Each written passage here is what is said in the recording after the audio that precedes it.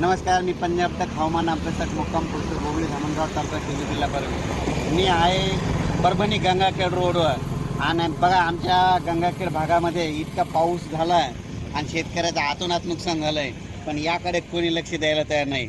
म्हणून परत एक ह्या शेतकऱ्याला कोणी लक्ष देत नाही, म्हणून कमीत कमी म्हटलं आपण तरी शेतकऱ्याला काहीतरी म्हणजे दिलासादायक बातमी द्यावत म्हणून सांगतो. तर खरं पाहिलं तर ह्या गंगाखेड परभणी रोडवरचे इतका पाऊस झाला, इतका पाऊस, 1 महिना सारखा पाऊस पडायला आहे. त्याच्यामुळे सगळ्या शेतकऱ्यांचे हे कापसाचं पीक आलेलं आहे, हे सगळं पाणी जास्त झाल्यामुळे जात आहे. तर सर्व शेतकऱ्याला सांगू इच्छितो, गंगाखेड भागातले असो या जसं जसं या शेतकऱ्याचा हे झालं आहे त्या सर्व शेतकऱ्याला सांगू इच्छितो, आणखीन 2 दिवस पाऊस आहे. फक्त 10 तारखेपर्यंत, 11 तारखेपासून ते 19 तारखेपर्यंत सूर्यदर्शन होणार आहे. म्हणून ही एक तुमच्यासाठी आनंदाची बातमी. तर परत राज्याचा परिस्थिती बघितली तर राज्यामध्ये जवळपास आता सांगायचं झालं तर 19 तारखेपर्यंत म्हणजे हवामान कोरडं राहणार आहे, सूर्यदर्शन होणार आहे. म्हणून शेतकऱ्यांनी हा अंदाज लक्षात घ्यायचा. जशी वेळ भेटेल तसं तुम्ही तुमची खतं घेतं टाकून घ्यावे.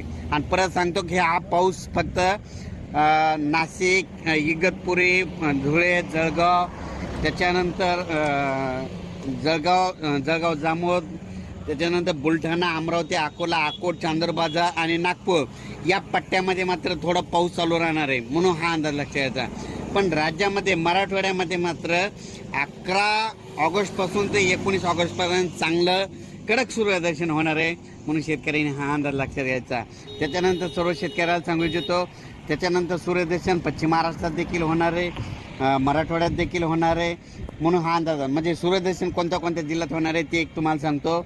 नांदेड जिल्ह्यात होणार आहे, यवतमाळ जिल्ह्यात होणार आहे, परभणी जिल्ह्यात होणार आहे, हिंगोली जिल्ह्यात होणार आहे, लातूरमध्ये होणार आहे, त्याच्यानंतर सोलापूर, उस्मानाबाद, सातारा, सांगली, कोल्हापूर, त्याच्यानंतर नगर जिल्हा, त्याच्यानंतर बीड जिल्हा, संभाजीनगर या सर्व भागामध्ये सूर्यदर्शन होणार आहे. म्हणून हा अंदाज लक्षात घ्यायचा. पण राज्यात कोकणपट्टीचा मात्र पाऊस चालू राहणार आहे. फक्त हे खास करून अंदाज अशा याच्यामुळे दिला की काय झालं की ह्या आमच्या परभणी जिल्ह्यामधले बघा, ह्या म्हणजे काय भागामध्ये इतका पाऊस झाला की हे पाऊस जास्त झाल्यामुळे शेतकऱ्याचे कापूस जात आहे. म्हणून हे खास करून अंदाज देत आहे. म्हणजे आता 11 ऑगस्टपासून ते 19 ऑगस्ट दरम्यान सूर्यदर्शन राहणार आहे. म्हणून खास करून गंगाखेड तालुक्यासाठी आनंदाची बातमी, लातूर जिल्ह्यासाठी जिथं जिथं जास्त पाऊस झाला त्यांच्यासाठी ही खास करून आनंदाची बातमी.